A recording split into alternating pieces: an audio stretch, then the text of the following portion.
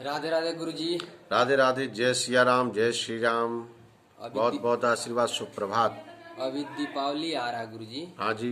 दीपावली का त्योहार। हम्म। और दीपावली क्यों मनाया जाता है उसके बारे में कुछ बताइए गुरु जी। दीपावली का त्यौहार आ रहा है और दीपावली के बारे में जानना बहुत आवश्यक है। दीपावली क्यों मनाते हैं? देखो, दीपावली दीप धन अवली। दीप माने दीप, दियों की, दीपकों की। अवली माने माला, पंक्ति। तो हम जब भी दिए जला के रखते हैं तो पंक्ति में रखते हैं, एक में माला सी बनाते हैं।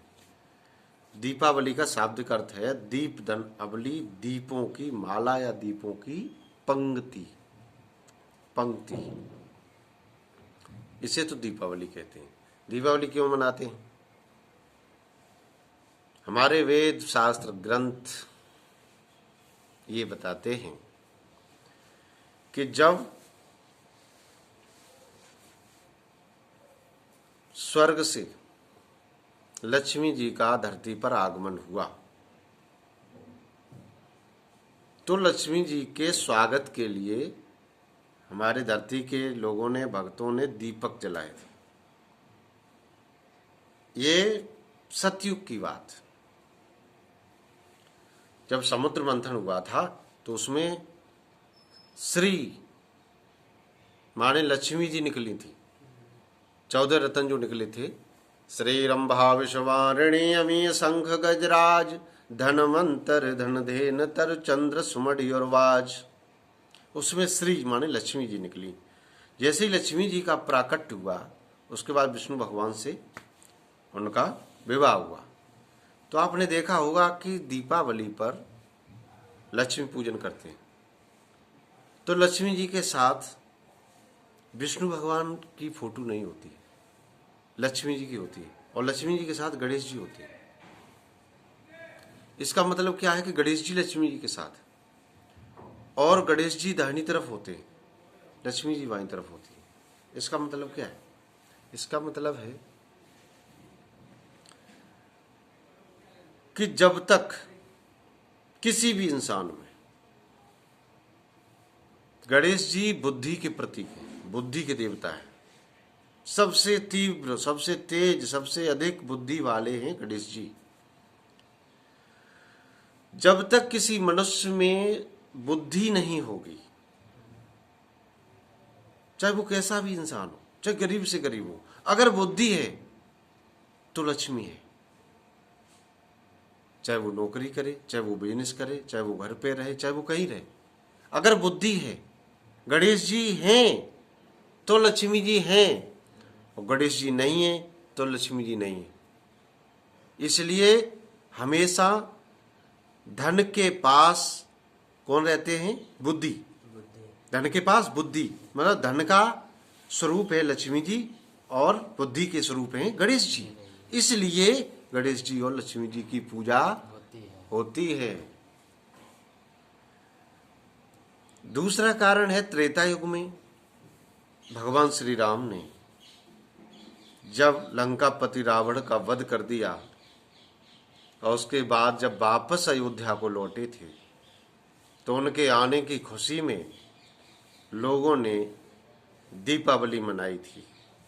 लिखा भी है, लंका जीत राम जिस दिन नगर अयोध्या आए थे, जन जन ने आनंदित होकर घी के दिए जलाए थे। तब से लेकर आज तक हम दीपावली मनाते हैं और जन जन को आनंदित करके सबको गले लगाते हैं।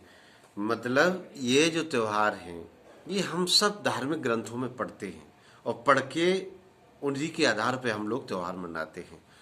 तो सतयुग में लक्ष्मी जी और त्रेता युग में रामचंद्र जी जब रावण का वध करके वापस आए हैं अयोध्या में, उसके बाद दिए जला करके उनका स्वागत किया गया है। तब से लेकर आज तक हम दीपावली मनाते हैं। तीसरा,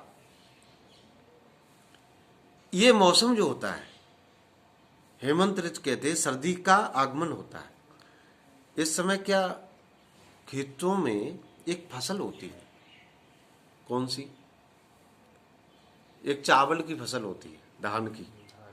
धान पक जाता है दीपावली तक, यहाँ तक कि लोग उसके जो धान होता है उसके वो निकाल करके चावल उसका वो बनाते हैं, मिठाई डाल के जो खिलाते हैं, खीर बना बच्चों को बांटते हैं, मूढ़ी बनाते हैं। तो उस एक फसल के आने की खुशी में भी दिए जलाए जाते हैं।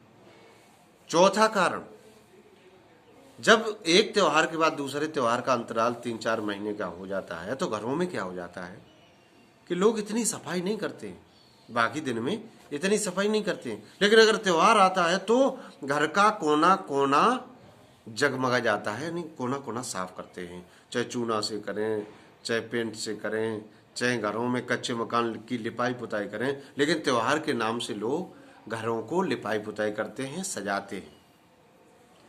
ये भी कारण है इसमें, और वैज्ञानिक तथ्य भी है इसमें।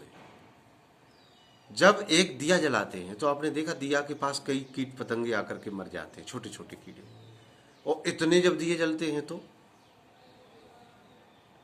एक तो आपकी नकारात्मक शक्तियां खत्म होती हैं, और तांत्रिक पूजा जो करते हैं वो दीपावली के दिन, जो अमावस्या की रात होती है, काली रात, इसी रात में तांत्रिक पूजा सारी होती हैं। इसके अंदर तंत्र विद्या को जागृत करते हैं सिद्धि पुरुष।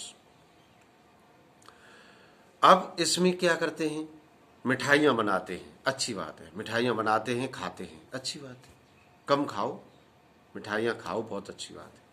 लेकिन इसमें सबसे ज़्यादा जो नुकसान वाली चीज़ है वो क्या, पटाखे।